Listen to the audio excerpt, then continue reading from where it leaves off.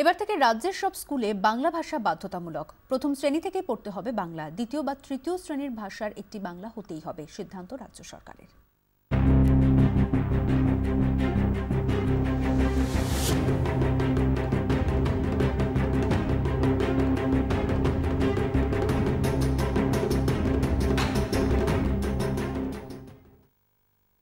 এবার থেকে রাজ্যের সব স্কুলে বাংলা ভাষা বাধ্যতামূলক করলো রাজ্য সরকার। প্রথম শ্রেণী থেকেই পড়তে হবে বাংলা।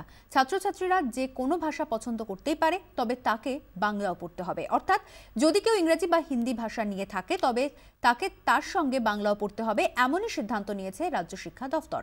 শুধুমাত্র সরকারি নয়, আধা সরকারি এবং বেসরকারি শিক্ষা প্রতিষ্ঠানের ক্ষেত্রেও একই নিয়ম প্রযোজ্য হবে।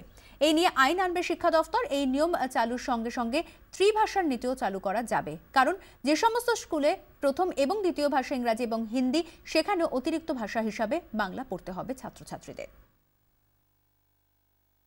বাংলা, হিন্দি, ইংরেজি, উর্দু, গুরমুখী, নেপালি এবং অলচিকির মধ্যে প্রথম ভাষা চয়ন করা যাবে, যে কোনো একটি। কিন্তু আরো দুটো ভাষা, সেকেন্ড ল্যাঙ্গুয়েজ এবং থার্ড ল্যাঙ্গুয়েজ, এই দুটো ভাষাকে তাদের পছন্দসই তারা চয়ন করতে পারবে, যার মধ্যে বাংলাকে রাখতে হবে।